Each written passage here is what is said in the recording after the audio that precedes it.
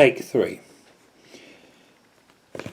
The camera I'm talking about today is another compact camera. It's another from the stable of Nikon, and I'm looking at the Nikon Zoom 800 from 1998. So this was a time where compact cameras were very well established, the zooms in cameras were quite good, but we were just beginning to get to the start of the digital market. So what do we have here? We have a camera which is a little bit different. If I turn it off, right, so we have, obviously it has a zoom, and if we start on the back of the camera, we can see the control for the zoom here, and to load the film, we open this catch here, and we would load the, you see I've already just had a film in here, we load the film there and it comes across here. And then you close the back and the camera is ready to operate. Now, slightly different to a lot of different other Nikons of the time, this has 2 dials on the top. It has a dial of photographic functions and some other controls here. We'll start with these controls here. Off, on, off. So we'll have it on, and as soon as we have it on, we can see that the zoom is active. On this same button, we have a self-timer, a remote function, and a continuous shooting function. So those are the functions on this first dial here. And on the second dial, we have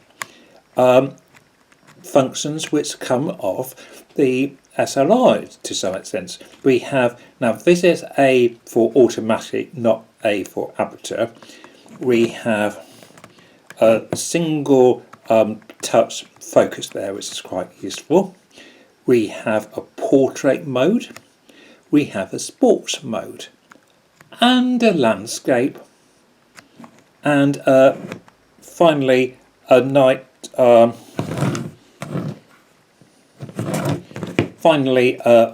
nighttime flash mode. So we have these very useful modes here, which is slightly different to other compacts of the time. We also have a flash function button there, and it will do red eye or prevent a red eye, or yeah. And in other modes, that flash button will turn the flash off. It's a nicely made camera, it's a nicely designed camera. It is plastic, but it's quite a quality plastic. This sort of semi-gold metallic finish was very popular at the era. We have a tripod socket on the back. We have a mid rewind if we need it there. Remember, this camera was launched the same year as the F100, which is a very good quality camera, single lens reflex, and it was also a time where you were just beginning to see some digital cameras coming into the market.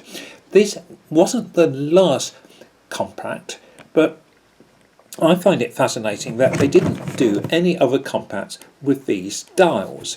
So whether it was an experiment for Nikon, or I wonder if it was a different manufacturer and they bought the camera, I don't know who was manufacturing it, but maybe, and I'd be very interested in your comments if anyone has recognised this setup on any other cameras.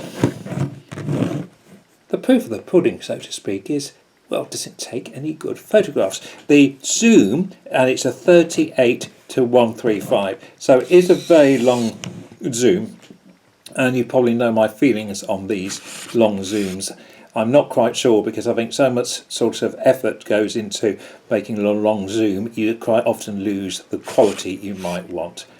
And when you are at the long length, you actually need a fast shutter speed.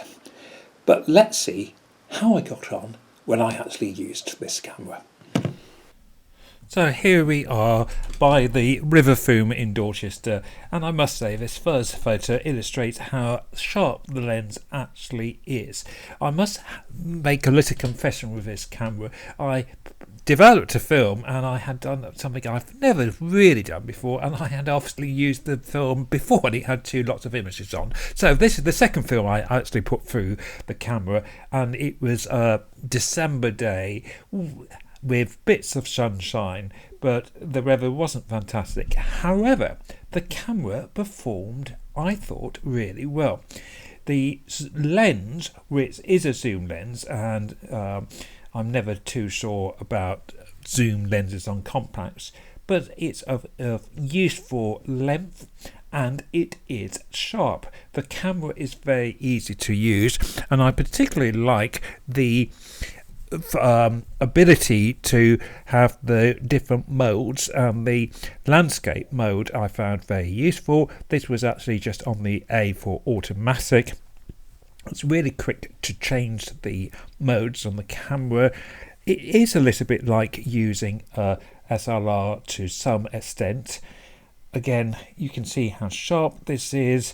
I'm using my normal Pan 100 film, which I've developed in ID11. I dilute it 1:1 and I normally give it about 10 minutes.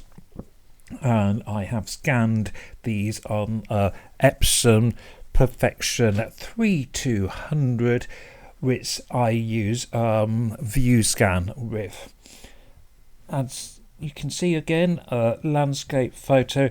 It would be nice to have the facility to put filters on these zoom lenses. I mean, yes, I know you can hold a yellow filter over it, but it's a bit awkward, I find, to do that.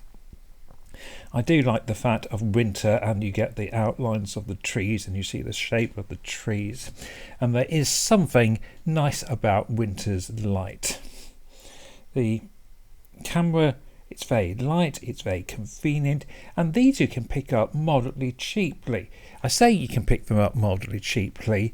They are a little bit hard to come by, and as I said, this whole model is slightly different to the other compacts that Nikon produced. It's at the end of the sort of range of compact cameras, but the facilities on the camera I think are excellent, and I was quite surprised, and this might be a keeper.